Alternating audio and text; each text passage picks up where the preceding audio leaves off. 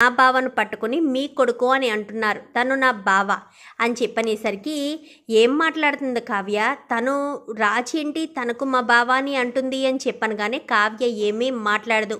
ఏంటి రాజ్ ఏం మాట్లాడకుండా సైలెంట్గా ఉంటావేంటి, తను నీ మరదలా, అసలు తను నీకు మరదలంటూ ఎవరున్నారు రాజ్, కావ్య నీ భార్య కదా అని చెప్పనగానే ఒక్కసారిగా రాజు షాక్ అవుతాడు.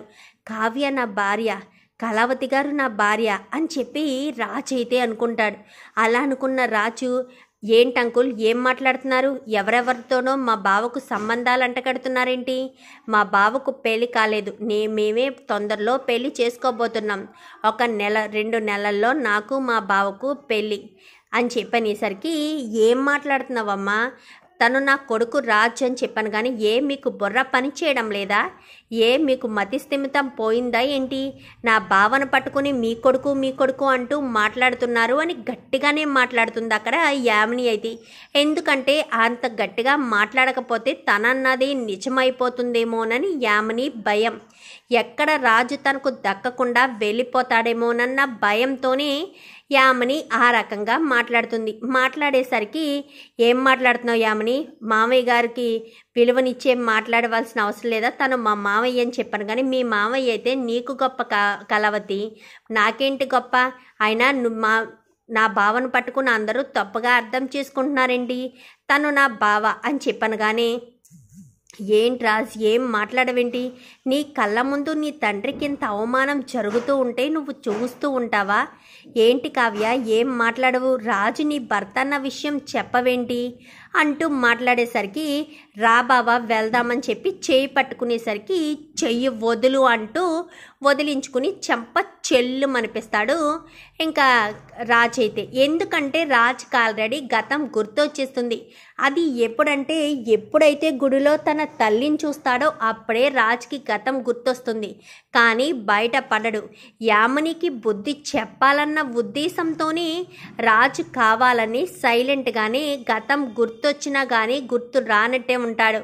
లేదంటే నేరుగా కావ్య వాళ్ళ ఇంటికి ఎలా వచ్చేస్తాడు, అడ్రస్ చెప్పింది తప్పైనా కానీ కరెక్ట్ రూట్కి ఎలా వస్తాడు, ఎందుకంటే రాజ్కి గతం గుర్తొచ్చేస్తుంది కాబట్టి. ఎప్పుడైతే తన తండ్రిని అవమానిస్తుందో యామిని, అప్పుడే యామిని చెంప పగలగొట్టి తను నా కన్న తండ్రి అన్న విషయం చెప్పేసరికి ఒక్కసారిగా షాక్ అయిపోతుంది కావ్య. ఏమండి అని చెప్పాను కానీ నాకంతా గుర్తుంది కళావతి, నాకు గుర్తు లేదనుకుంటున్నావా, నేను గతాన్ని పూర్తిగా మర్చిపోయాను అనుకుంటున్నావా, ఎప్పుడైతే నా తల్లిని గుడిలో చూశానో నాకు ఆ క్షణమే నాకు గతం గుర్తొచ్చేసింది. ఇన్ని రోజులు నీ నోటంట ఎప్పుడూ నీతో ఇలా సరదాగా ఉండడం జరగలేదు కదా అని ఏం చేస్తుందా యామిని, నువ్వు ఎంతవరకు చేస్తావా అని నేను ఎన్ని రోజులు సైలెంట్గా ఊరుకున్నాను. కానీ నా కళ్ళ ముందే నా తండ్రికి ఇంత అవమానం జరుగుతూ ఉంటే నేను చూస్తూ ఎందుకు ఊరుకుంటాను, అందుకే ఇప్పుడు నిజం బయట పెడుతున్నాను. ఇది నా కుటుంబం, ఇది నా ఇల్లు, నా ఫ్యామిలీ, కళావతి నా భార్య. నువ్వు ఒకప్పుడు నన్ను ప్రేమించుండొచ్చు, కానీ నేను నిన్ను అప్పుడు ప్రేమించాను, కానీ నువ్వు ఎలాంటి దానివో తెలిసిన తర్వాత నీ గురించి తెలిసి నీ మెంటాలిటీ నీ గురించి అన్నీ తెలిసిన తర్వాతే నీతో కలిసి ఉండాలంటేనే నాకు అసహ్యం కలిగే నిన్ను పోలీసులకు అప్పచెప్పి నేను వచ్చేసాను. అలాంటి తప్పుడు నిన్ను ఇష్టపడతానని నిన్ను ప్రేమిస్తానని నీతో జీవితం పంచుకుంటానని ఎలా అనుకున్నావు, నువ్వు మీ అమ్మ మీ నాన్న కలిసి వేసిన ప్లాన్స్ అన్నీ నాకు తెలుసు. మీరు ఇంట్లోనే మాట్లాడుకుంటున్నారు, నేనేమీ విననట్టు ఉన్నాను, నాకు అన్నీ తెలిసి ఆమెని సైలెంట్గానే ఉంటున్నాను. నా కారులో నువ్వు GPS పెట్టిన సంగతి నాకు తెలియదు అనుకుంటున్నావా, తెలిసి కూడా నేను ఆ విషయాన్ని ఎందుకు బయట పెట్టలేదు, కావాలనే బయట పెట్టలేదు అని చెప్పి రాజ్ చెప్పేసరికి ఒక్కసారిగా యామిని షాక్ అయిపోతుంది. అంటే మీకు గతం ముందే గుర్తొచ్చేసిందా అని చెప్పాను కానీ గుర్తొచ్చింది కళావతి, కానీ కొన్ని రోజులు నీతో సరదాగా ఉందామన్న ఉద్దేశంతోనే సైలెంట్గానే ఉన్నాను.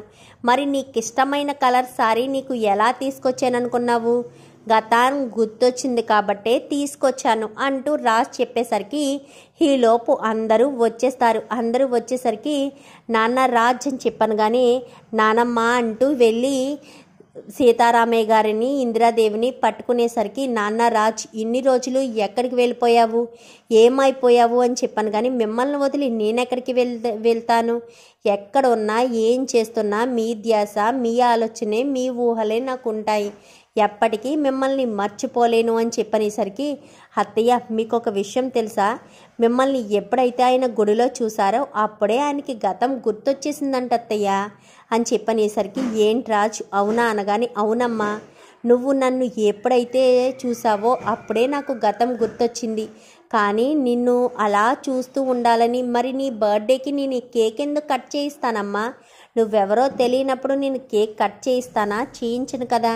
నా తల్లి పుట్టినరోజు నా చేతుల మీద జరగాలి అన్న ఉద్దేశంతోనే కేక్ కట్ చేయించాను. ఈ యామని కుట్ర ఏంటి, యామని ఎంతవరకు తీసుకువెళ్తుంది అన్న ఉద్దేశంతోనే ఇన్ని రోజులు సైలెంట్గానే ఉన్నాను. కానీ నా తండ్రిని అవమానిస్తూ మాట్లాడితే చూస్తూ ఊరుకుంటాను అనుకుంటున్నావా? వెళ్ళు, ఎక్కడి నుంచి వచ్చావో అక్కడికి వెళ్ళు. నీ కారు కూడా డ్రైవర్తో పంపించేస్తాను. నీకు సంబంధించిన విషయాలేమీ నాకు అవసరం లేదు.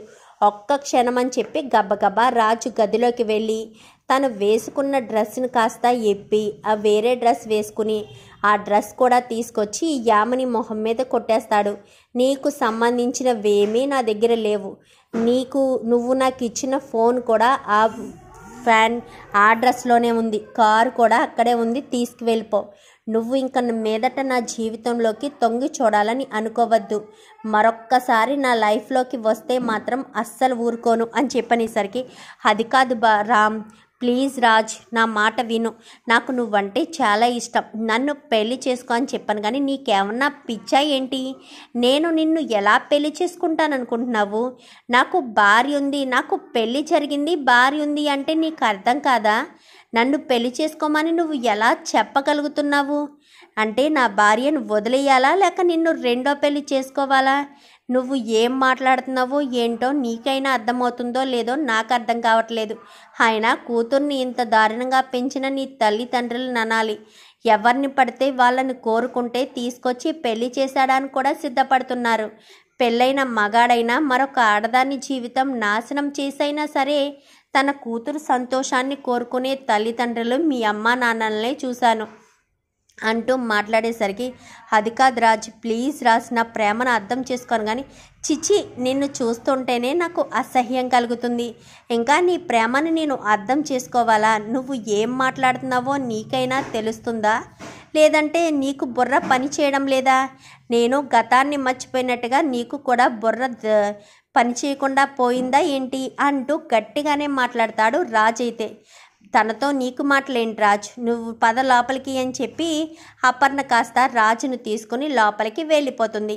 అందరు కూడా అక్కడి నుంచి వెళ్ళిపోతారు. మరి ఇప్పుడు యామని అలా చూస్తూ ఉండిపోతుంది. రా నాన్న, నీకు నా చేత్తో భోజనం పెట్టి చాలా రోజులైంది అనగానే, నాకు చాలా ఆకలిగా ఉందమ్మా, నువ్వు ఎప్పుడెప్పుడు భోజనం పెడతావా అని ఎదురు చూస్తున్నానని చెప్పనేసరికి గబగబా కావ్య ప్లేట్లో భోజనం పెట్టి తీసుకొచ్చి అపర్ణ చేతికి ఇవ్వడంతో ఇంకా అపర్ణ అయితే తన కొడుక్కి తినిపిస్తుంది.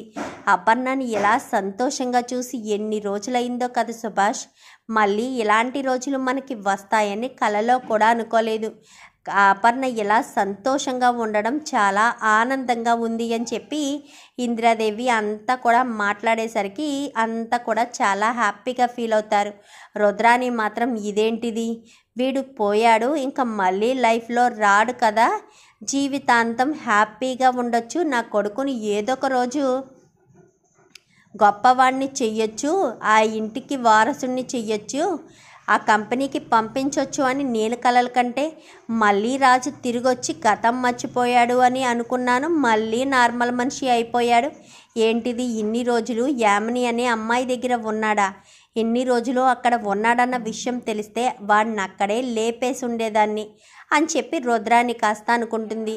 ఇంకా రాజ్ కావ్య చాలా హ్యాపీగా ఉంటారు. మీరు మళ్ళీ ఎప్పుడు గతం గుర్తు చేసుకుంటారో, యామిని ఏమో పెళ్ళి అంటుంది, ఎప్పుడు ఇదంతా జరుగుతుందో అని నేను చాలా టెన్షన్ పడ్డానండి. మీరు గతం గనక గుర్తు చేసుకోకపోతే నాకు అన్యాయం చేసిన వారు అవుతారు అని ఎంతగానో బాధపడ్డాను. కానీ మీకు ఆ రోజే గతం గుర్తొచ్చిందా? మరి ఆ తర్వాత పోలీసు అది ఇది అన్నారు అనగాని అదంతా నిన్ను ఏడిపించడానికే కళావతి అని చెప్పి రాజ్ కావ్య ఇద్దరు హ్యాపీగా మాట్లాడుకుంటారు. చూద్దాం మరి రాబోయే ఎపిసోడ్స్లో ఇలాగే జరగాలని మీరు కూడా కోరుకుంటే వీడియో నచ్చితే లైక్ చేయండి, ఛానల్ని సబ్స్క్రైబ్ చేసుకోండి, పక్కనే ఉన్న బెల్ సింబల్లో ఆల్ పై క్లిక్ చేయండి. Thank you for watching.